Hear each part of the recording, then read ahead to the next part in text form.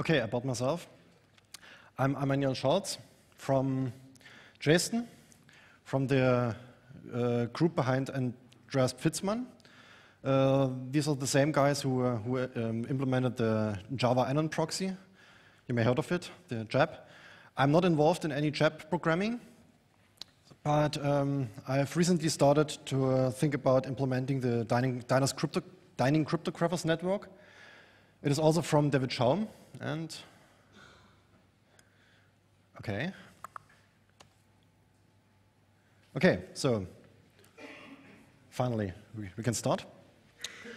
So Dining Cryptographers network, David Chaum proposed in 1881 the mixed cascades implemented in the Java Anon proxy, and in 1885 to 1988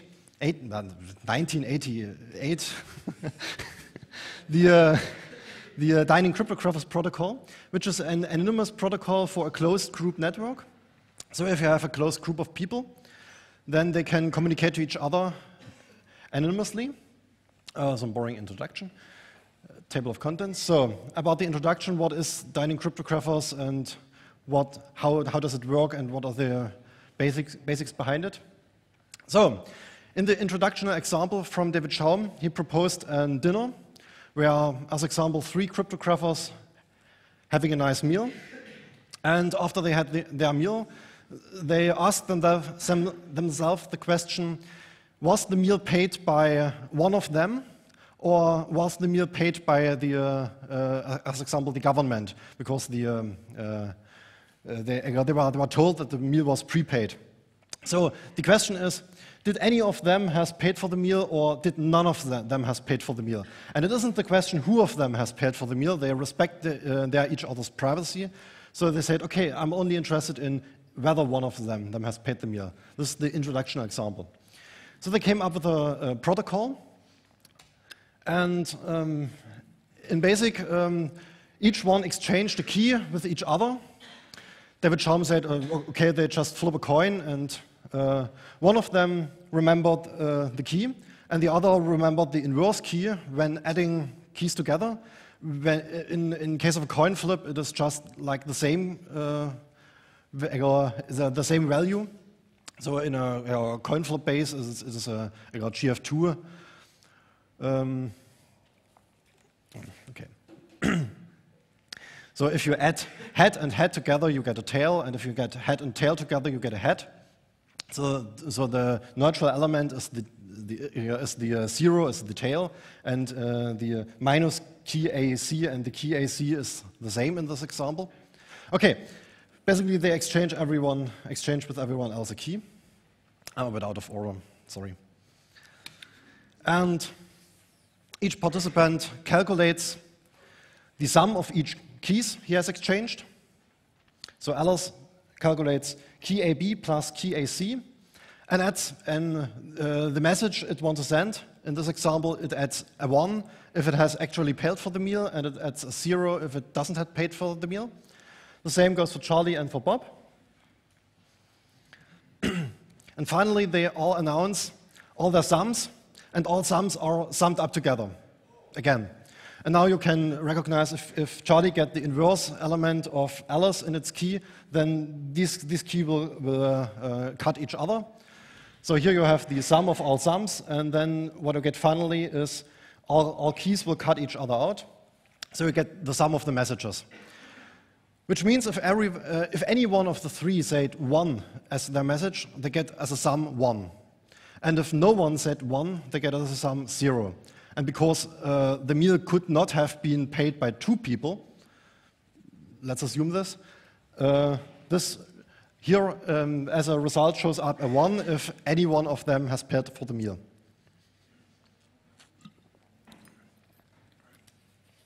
Okay. Why it is secure? Remember the one-time pad. You probably have heard of it. It's just if you have a message and if you have a key and you add them both together, then the key will hide the message. So you cannot get to the message if you don't know the key. Just remember this. We look at the output of the 3 participants. Each of them is a message together with some independent chosen keys, which are themselves also a one-time pad, but they actually hide the message. So if Bob only sees this sum, then it doesn't learn anything about the actual value of M. Charlie. So it doesn't know whether Charlie sent a 1 or 0, so it doesn't know whether specifically Charlie paid for the meal. And even if you try to calculate some intermediate values from the value Bob knows, as example, he knows the key exchange with Charlie, and try to calculate something like he takes his output and adds only the 1 key to it, then always he get some kind that looks like the one-time pad. So this is as example for 2 values he can calculate. David Chaum has proven this in his original paper. So if Bob looks at anything that gets published in this network, he doesn't learn anything about the individual messages sent from Charlie, Alice, and Bob. Okay, so to summarize a bit, to fasten a bit up, we just talked about the sender anonymity, which means that you don't know what message specifically is sent by one participant. So nobody knows what exact value M. Charlie or M. Bob or M. Alice is. And it also provides a receiver anonymity because the messages are published to everyone. So everyone gets every message, and so nobody knows who is the actual receiver of a message, if it actually has a receiver and it is not broadcasted for all anyway. So this is the summarize of the Dining Cryptographers protocol original proposed by David Chaum. And he only thought about one message. Well, it's a start. We have only one message and that's it. And now I want to talk about when we put this into a stream of messages, into a chain, what we have to do is maybe we introduce some problems about this. So how to go from just one message, publishing one, into a chain of messages. What do we get? What do we need to do if we want to do this over time? Okay, I thought about, we have some rounds where messages are posted, so each round.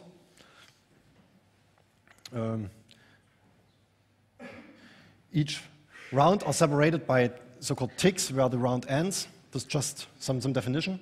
And in each round, what do we have to do? We have to get a list of all people currently still participating in the network. This means the original paper also only thought about a static number of people in the network, and nobody can join or leave the network. And I extended this a bit to say, okay, you can join later on and you can leave the network. So in each round, we have to know who is currently participating in the network. Then, of course, we have to prepare the message to send to everyone. Then everyone has to get the final result, the broadcast result. If we don't have a transport medium that already does the broadcast for us, then we have to broadcast the messages somehow. And the last thing is we have to make sure that everyone gets the message. I come to this a bit later when I show some idea of an attack. So it is not enough that you try to broadcast it to everyone. Everyone has to be sure that everyone else got the message. Okay, a bit about the protocol that is behind the Java client you have probably all started by now. Okay, we have a server. I thought about central server. It makes things easier. The server can be does not have to be trusted, so the server can be untrusted, but all the server does is disturb the network and not break the anonymity. Then we have all the clients. Okay, first one, get participant. We need the list of all participants. Then we calculate the message by adding all the keys. Next, we send the message to the server. Straightforward, we receive the message, the final round message from the server. This is a bit later because every other client has to send its parts before the message can be calculated. And finally, we get the confirmation that everyone else got the message. Okay, no rocket science, just a bit more graphical than I just told before. So about the last thing, which means the make sure that everyone else got the message. If you don't do this, then an attacker could modify, as example, could modify messages to specific clients and look for the outcome and say, okay, these clients reacting in a different way, or even block messages to specific clients and see whether the communication goes on. So, and there are several solutions in the research about how to make sure that messages get distributed and not altered and so on. And there are Byzantine agreement protocols. There's actually an implementation named GNU DCN from Leipzig. He implemented a Byzantine agreement protocol to make sure that the message gets distributed. Then there can be trusted third parties to verify that the message is okay. Group signatures can be made so that no one can forge a message, or something like anonymous signatures. And a much easier way proposed, I think, in 1993 by Andreas Pfitzmann was the so-called DC Plus network, where you just mangle the message of the last round in the current round. So if an attacker distributed these different messages to some clients, then in the next round the whole network will break, because some clients will mangle the wrong message into the next round, and the sum doesn't sum up to anything useful. So, and this is, of course, also easy and fast. Okay. About bad clients. This is maybe the biggest problem about Dynamic Cryptographers network. That is very easy to disturb a network if you're a participant. Just send in random stuff, and the network shut down completely, because if, as example, Alice sends some corrupted data, some random data, and everybody adds this together, then they are not able to tell, okay, this was Alice, because every output of every client look like random data anyway. So there are two different kinds of clients that could disturb the network. There are broken and malicious clients. The broken clients are the easier ones. As example, if you fail to send a message to round, then you could say, okay, the server locks out any client that didn't send the message. So we have already established a dynamic joining and leaving the network. So just if you fail to send a message until the timeout, you get locked out. And of course, in the classic IRC channels or other group network things, there are things like ban list, reputation systems, and so on that can be ported to the domain.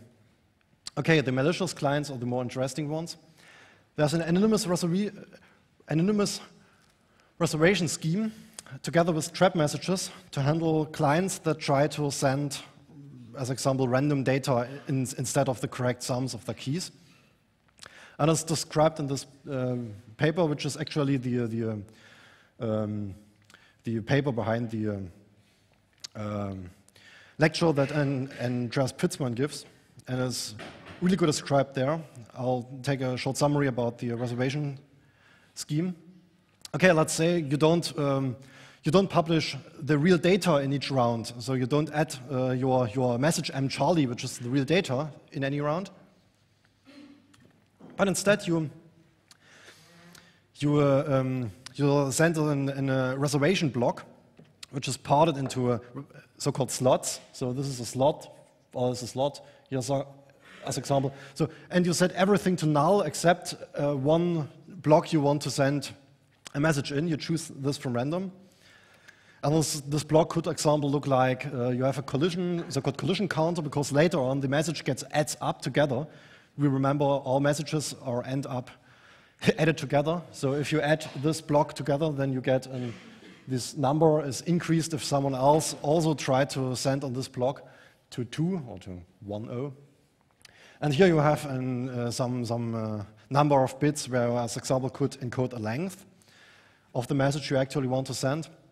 And then you have a separated service, I call it chunk service, nevertheless, where you have chunks where you can place your actual message into. And so each client, if it sees, okay, here's a reservation, and there's a collision count of only 1, so there's no collision when trying to reserve something, resolve something, then all clients knows, okay, in chunk 23, there's a message with this length, okay, and then additionally I send my my summed up keys to the chunk 23. Summary. Okay, round message means reservation slots. Yeah, you have to choose the chunks at random, so you can recognize some patterns. So if, as example, if one client every time uses slot 1, then it's easily recognizable when he wants to send something. Okay, as a bonus that we didn't have before, is you can encode the length, and you can have some kind of dynamic length in this. So, and then if you have an anonymous reservation scheme, you can place trap messages. So you reserve blocks, and you can and you don't send actually sensitive data in the actual data block. And later on, you can check if someone tries to disturb your message. The attacker doesn't know that you just sent a trap. You can ask for disclosure. You can say, okay, I want to see who sent the message to this anonymous block. I will talk about later. I will later talk about how to disclosure messages on demand. Okay. I think the bonus is a copy and paste error from the last slide. Okay. Key exchange. You may have noticed that I proposed that everyone exchanges keys with everyone else. And this should raise a bell in your head. What? If we have, say, 1,000 people, then we have 1,000 versus 1,000 key exchanges. Everyone exchanges keys with everyone else. How does this work? Okay, it's Diffie Hellman. For those who don't know Diffie Hellman, just to recapture, the server or some central place publishes a prime number and a generator on the prime. And then Alice and Bob chooses a random secret, and they calculate the exponent of the generator versus their secret, modulo the prime number, and they publish this value. And then each other can use the published value from the other and calculate the shared secret. So the nice thing about this is that you only have to publish values. And if you have 100 people publishing their public value, then you can automatically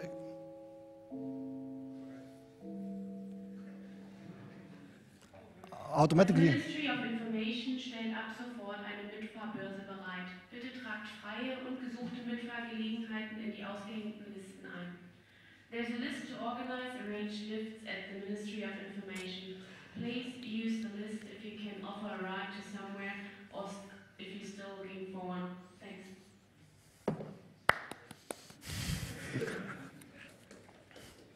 Okay. So finally, you can instantly exchange secrets with all other 99 people if you have their published values. So we degrade the problem of exchanging secrets with 100 different people to fetching their published value.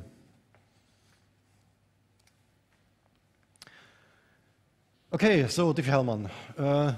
Some more advantages. We don't need some kind of direct client-to-client communication. We only need some communication, get me the published value from this.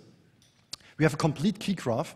So David Chaum made some things about how we can reduce the key graph to some subset and still get a bit of anonymity left and so on. And I just said, okay, shut it, complete key graph, so we don't have any problems with attacks in this case. So, and the distribution is easy. It's an asymmetric scheme. You know, the published values are open for anyone. And of course, we don't want to exchange one-time pad keys in this way because they are very lengthy. So we want to exchange seeds for random number generators. And unfortunately, when we exchange seeds, then you can later on prove that you have a specific key generated by publishing the seed, because it is hard to calculate a seed to a given random sequence, but it's easy to calculate the random sequence. So by introducing the seed algorithm, I get a problem here, but it isn't really a problem because Alice and Bob could have exchanged a real random number for the one-time pad. And they don't even have to tell anyone that they did. They just add the real random key and the other add the inverse. And so if someone later on came and say, okay, please prove me that you really have generated this out of some seed, then he can just say, no, I don't have to prove because I've used a real one-time pad. Okay, demonstration. Let's see whether any one of you were able to join my chat. How do I end this? No? Escape? Ah, escape, okay. Okay. Then where do I get a web browser here? It's a nice window manager. What?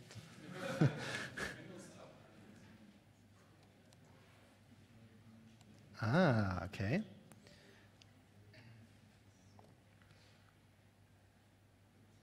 Where on the English keyboard is the tilde? Openings, ah, okay. So,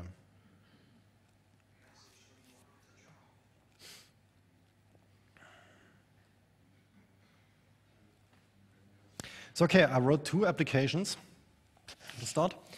I first wrote a chat client for this. I was searching for an application that don't have such an impact on the fact that you just publish a message to everyone every round. So if you want to have, I think the browser doesn't accept Java applets, maybe. So can I get a command line client and try the Java web start from there? Okay, thank you. So I tried to find applications, and the Dynamic Cryptographers network already does distribution to all. So this is for free. If you use the Dynamic Cryptographers protocol, you always get distribution to all. So I looked for applications where this is a feature and not a bug. And one is, as example, the chat, because of course in a chat everyone wants to see what message you said. Okay. Nope.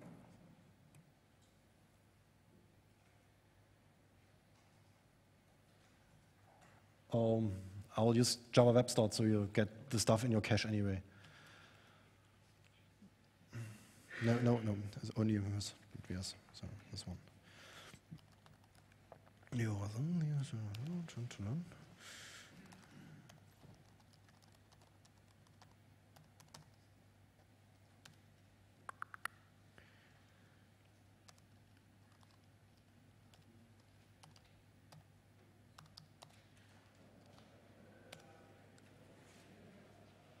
Ah, okay. So, and chat has also an good feature that you don't have to exchange large binaries or large amount of data. The chat is only some. Do you agree? Oh, of course. Oh. Full access to the.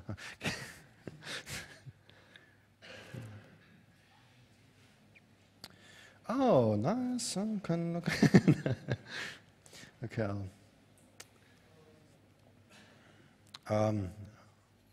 Oh, it's cool.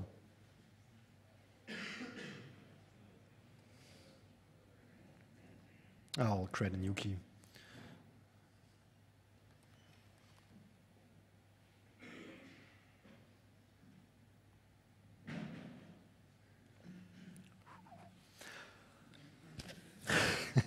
So there are the chat client supports GPG. You can run it without having GPG installed, but if you have GPG installed, then you can verify the published Diffie Hellman value from the other side. And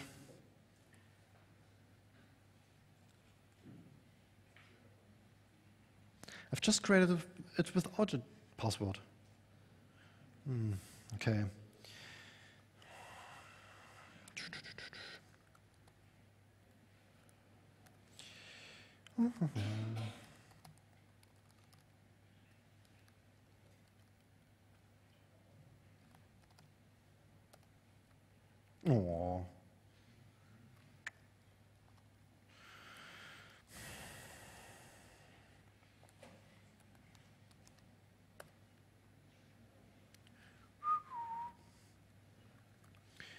Sorry.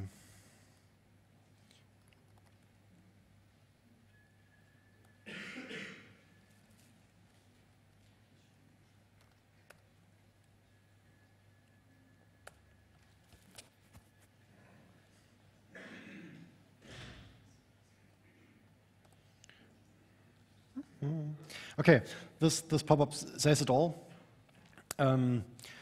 Without GPG, you will not be able to verify other participants' keys, so you're not immune to man-of-the-middle attacks. So this is the chat client.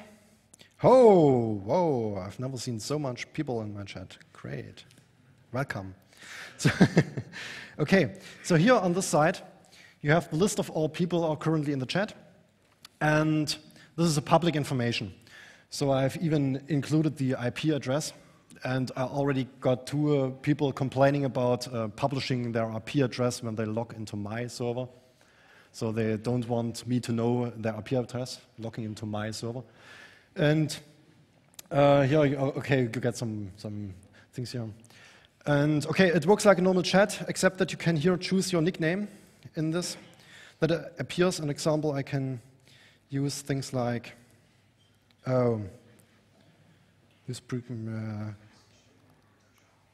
yeah, maybe there was some outdated client out there.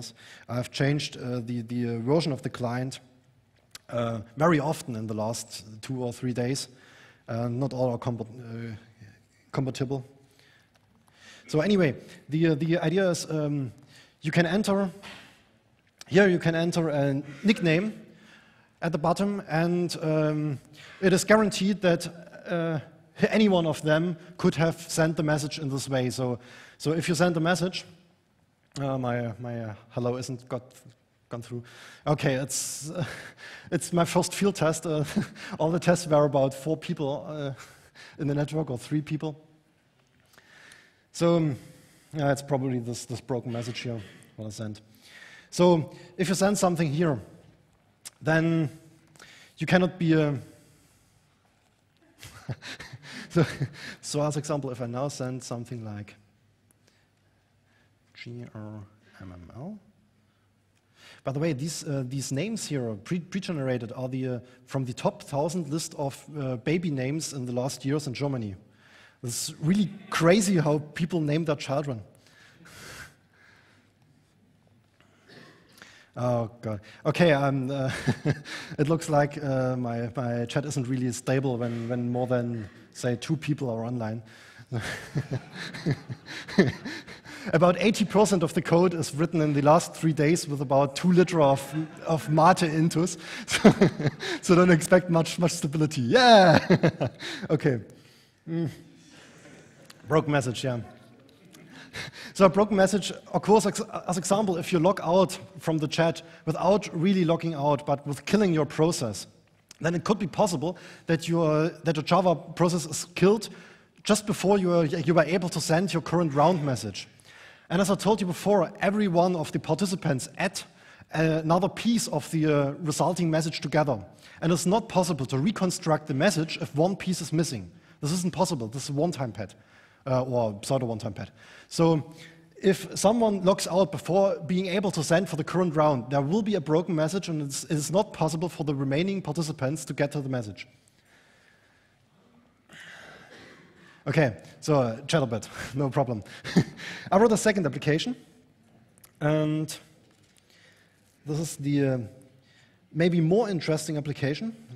At least I like it more. This is the DC Wiki, which is an anonymous distributed wiki. The current wiki implementation is about 150 lines of Java code, would be maybe 5 lines of Python code. And so don't expect much from the structure and the look and feel and so on. The wiki pages are just HTML code, so please welcome. I'd like to see some cross-site scripting here before the talk ends. So it's okay. Yeah. Oh, maybe the bottleneck is my server at home. Die Eigenheimstraße. Yeah, okay.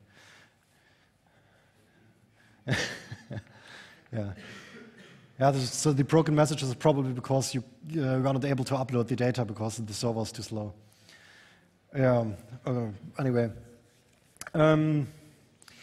the wiki just uses the same engine beyond. And here, as example, you see here the login Eigenheim wiki, which is a wiki server I run localhost on the Mesh at Eigenheimstraße. And the idea is that you download your local copy of your wiki at localhost, start it on localhost, then you got some participant in the network in your wiki at localhost, and all edits you do in your local wiki will be distributed in the network, of course, to everyone, so you get a distributed wiki, and nobody will be able to tell who posted this edit currently. So you got an anonymous wiki. Yeah. So, okay, it should work, and now we should get some wiki in here. No. Yeah, here, the wiki. Okay, now let's try to browse to our local URL. Localhost 9454. This is actually what you get when you enter wiki on your mobile. 9454.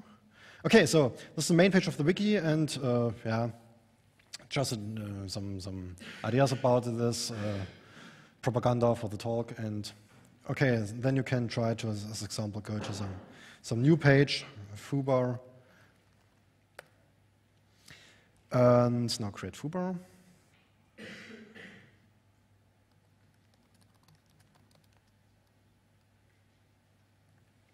Yeah, whatever. So, and now this message isn't inserted into the wiki right now, but it is sent to the network. And I hope the message gets through, because we expected some problems with messages going through. Broken message. Damn it.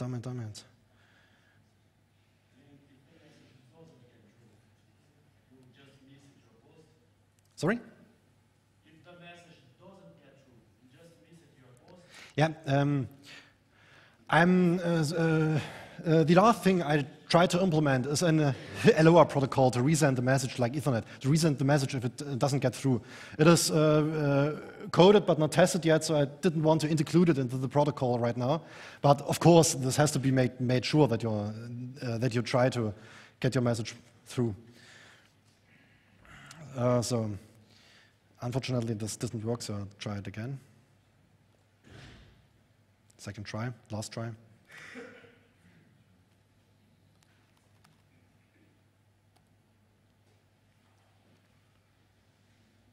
Hello, Ficken, kill you. Yeah.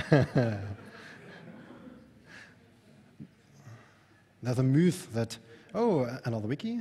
No, another wiki? Nice. But no message from me?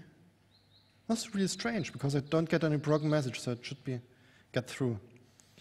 Anyway, what I wanted to show you is, no, it's a broken message. What I wanted to show you is that it is just currently using the normal chat, or the chat is using the wiki, or how do you say it? So if you say something like foobar, where's the pipe on the English keyboard? Here. No.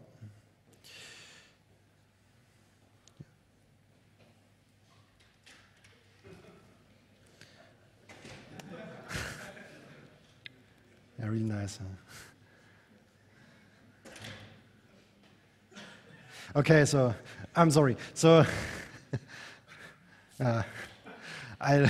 my poor machine at home get denial of service attacked by some chatters.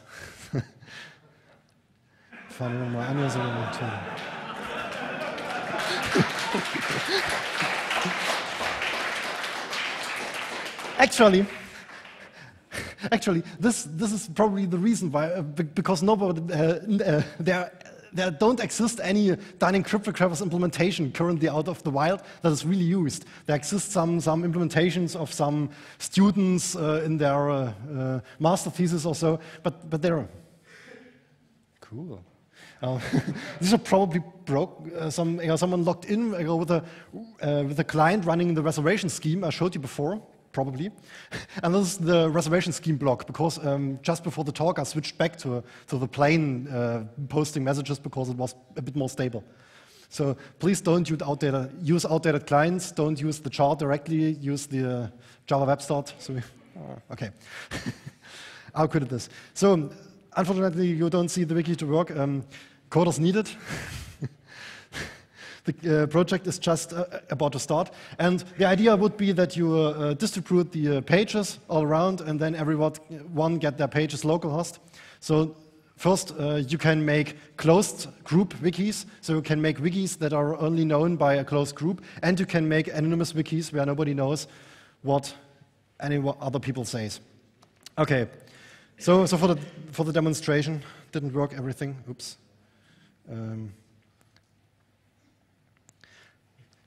Try to get all of the slides. Something about here. No, this was before. Yeah, key exchange, demonstration. Okay. Some attacks against the protocol. The original protocol is pretty stable. It is really a good anonymous preservations, but now I introduced some new things into the protocol, like dynamic changing of people in the network, or like the time idea. So there are some additional attacks possible. The first I call the classical timing attack. So we have to think about the attacker could be able to know when in the round people send its message. So it sees, okay, Alice is sending at the very end or at the very beginning of the round. So things like this could happen. If here's a question posted and Alice sent the question just before the round ends, and then Alice sends its message just after the tick, and this time span is too short for people to react to the message, and someone said, oh, no, he sucks. So an attacker could know, okay, this wasn't Alice, because Alice could at first time here know what this message was, maybe except if Alice was the asker anyway. And the attacker can link both messages together. Then he knows, okay, he knows something about the anonymity set. He knows this wasn't Alice. So and this is an attack against the anonymity feature of the network. And yeah, one solution could be, as example, if the server returned the message of the round after the client has sent. So then you just cannot answer to the message of the last round. You can only answer to the message of the round before the last round. So you just delay the message for one round. This isn't a really clever solution, but, well, this way you get the message a bit delayed. Another nice side effect is that you can use the client-only to server communication stuff known as firewall-proofed, because you only do submits to the server and then get something as return. So another attack, this was actually a successful attack against the Java Anon proxy, is a political attack. So if the people from the government rings at your door and say, get me the data also. So we currently, in my scheme, we have a centralized server. So this is a single point of failure, some kind of. And we have in Germany just passed a law about data retention, where you have to store communication data. Of course, it doesn't make any sense in the dynamic cryptographers network. But still it is a problem for people who want to set up a server. Oh, I have to do some stupid data retention stuff, and I have to make resources available for this. And there could be a warning lawyer threats. There are already very much in Germany. You get a letter, sounds very ugly, okay. In your chat something happens and so on. There could be crypto bans like in Russian. I think it's Russian, don't know. So what could be a solution to this? Why do we need a server at all? So maybe we can get rid of the centralized server, so we really have only clients participating in the network. And this actually could be done, because everything the clients has to do is publishing some value in the internet. So, and you can use your MySpace account, you can use your talk page in Wikipedia, some PHP BB forum, you can even print it on the newspaper and other people scan it in. So you just have to be able to publish some information. And then every participant collect the information from every other participant, sums up the stuff, and get the current round message. So, and the login and logout could also be done by some ways already done in some closed group users things. So this is a really nice idea because this completely invalidates the data retention idea. So because we don't have any server, we only have clients. Okay, yeah, boo. Okay, I've talked about the disclosure thing, that in the JAP message scheme, someone says, okay, I want this message to be disclosed. And David Chaum by itself already thought about how to disclose a message, and he just says, okay, everybody signs his messages, and then you publish your signature, and then you can verify that you use the correct round key. So if anyone signs his own exchanged round keys and you get all round keys from everybody, you can just reconstruct the M Charlie, M Alice, and M Bob separated messages. So, and I propose a different scheme I'm calling Watchmen scheme, which is some kind of, okay, n predefined Watchmen can work together. So we have, for example, Dickens and Elisa, which plays Watchmen in a Cryptographers protocol. They don't have to be part of the original people. Then the client split their round keys into the n parts and then send each part to someone. And in the case of disclosure, the Watchman publishes the parts. They can be reconstructed. So when I'm talking about split round keys, I don't mean the first 100 bit goes to and the second 100 bit goes to, because then the Watchmen learn something about the actual data. They learn a part about the key. And in the research paper, there's already a protocol for how to split data, how to share data, secret sharing, which is used here. I'm going a bit faster because first, this isn't really interesting for the current audience. I think you are not so interested in how to disclosure the data. And, well, just math. So, okay, how it works, we have Dickens and Elisa, and you send your parts of the round key. So this is a part of your splitted round key. This is another part. You send them to Dickens and Elisa. Dickens and Elisa can publish the sums of their parts, only the sums, not the individual parts they got from and they have to, and everybody can add all together, and they have to get to 0. If they don't get to 0, anyone has lied about the parts sending to one of the Watchmen. Okay, let's just skip it. There's a problem here in the scheme about the disclosure. There could be a conspiration of 2 people and saying, okay, we exchange an additional key. And we add this key to the message. We add this key to the round message, but do not add this key, do not send this to Dickens and Elisa. And this works, yes, there's a problem for the round key. But this works also for the original scheme from David Chaum. So this is still a problem. So you can do things like only 5 out of 10 Watchmen have to agree to disclosure the message, thingy like. It's also possible. Okay, yeah, both schemes, my Watchmen scheme and the original one, are insecure against conspirations. But the advantage of the Watchmen scheme is that you do not have to contact the people afterwards, because the Watchmen hold all the information needed to disclosure the message, and no conspiration can be formed after the message has been published. So there are a bit of advantages. I think no disadvantage. So, well, okay. Anyway. So this is for the literature. If you want to read something, the original paper is really good, and Andreas Pfitzmann and Birgit Pfitzmann also did some research about this. You can contact me if you want to participate. I would really look forward to some people of, as example, Jabber, who want to integrate this into Jabber or into Silk or Circ, or maybe into a MediaWiki would be really cool, some PHP people. Okay, questions?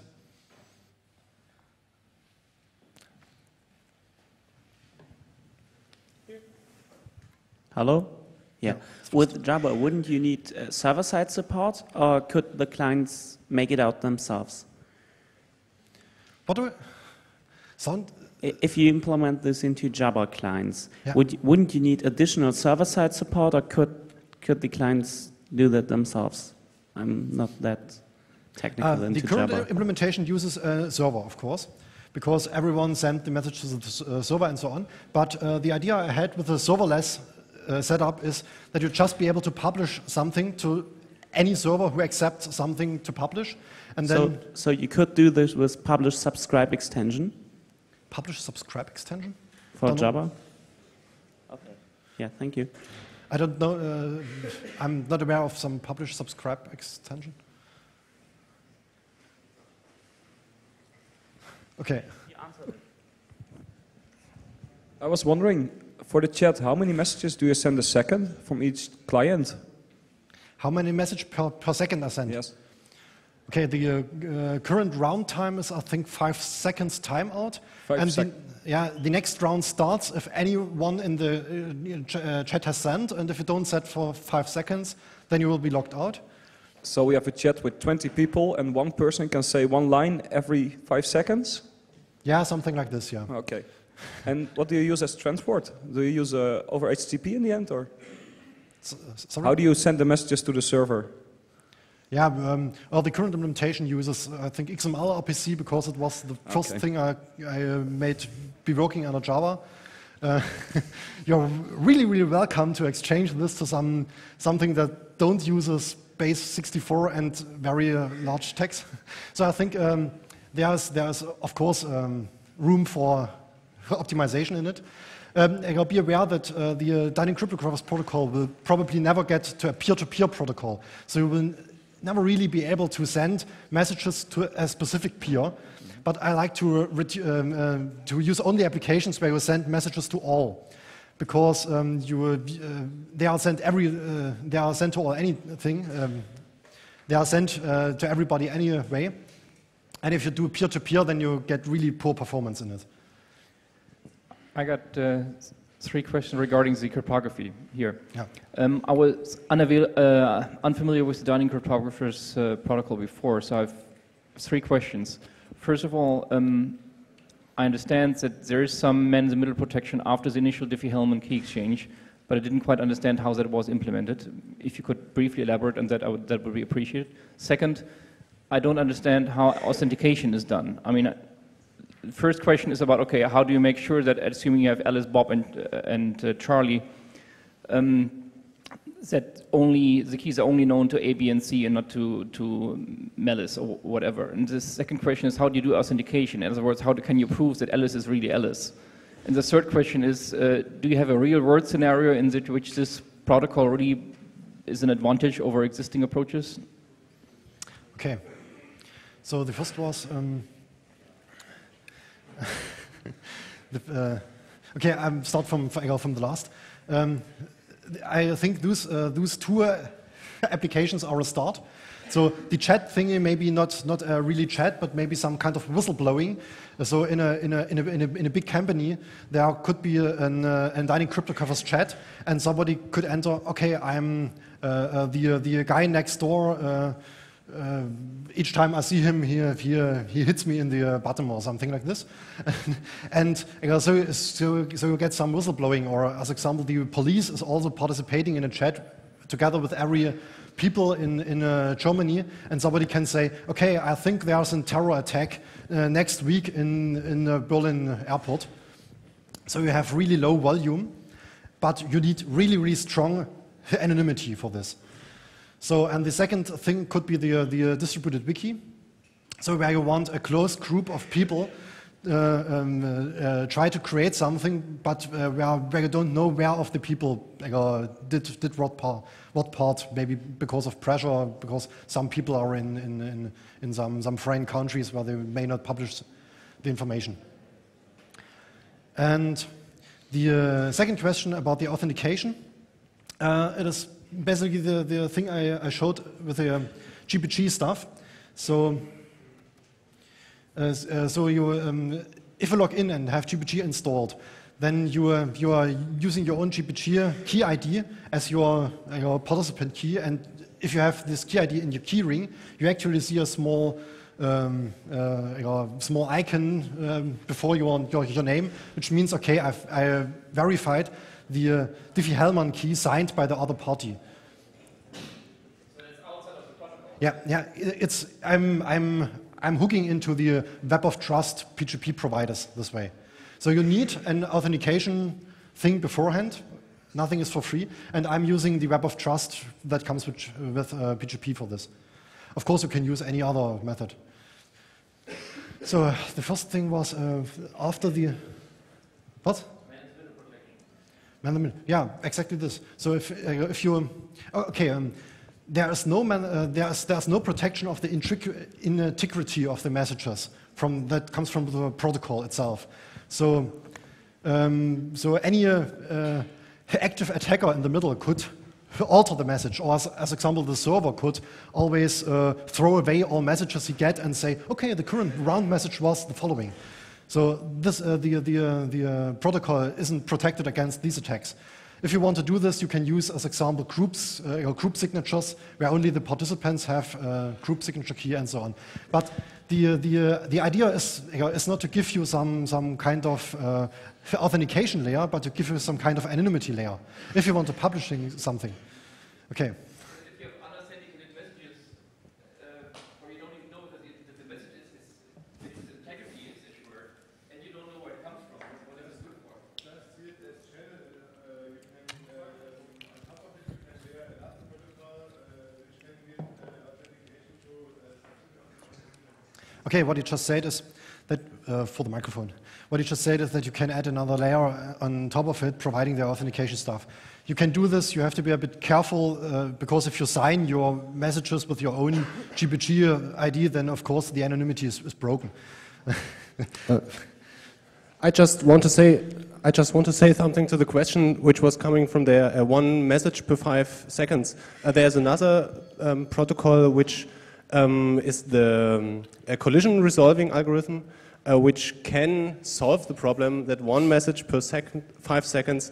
Then it's a little bit so everyone can send a message in that 5 seconds, but to resolve it, it takes the time how many message was sent. For example, 10 message was sent in 5 seconds. It takes 50 seconds to resolve the collision, but after the 50 seconds, all the 10 messages are in the chat, and in the next 45, in the remaining 45 seconds, there can be sent other messages too. So it's a little bit better, and maybe it scales a little bit more, but it has to be implemented. So what you just said is the problem of collisions. So if two people sending it at the same time, then you get a collision, you get the sum of the two messages. And this can be resolved into saying, okay, I can split this again later on if one of them sent the message again, so you do not lose anything of this. But still you have one message per 5 seconds. Yeah. Anyone?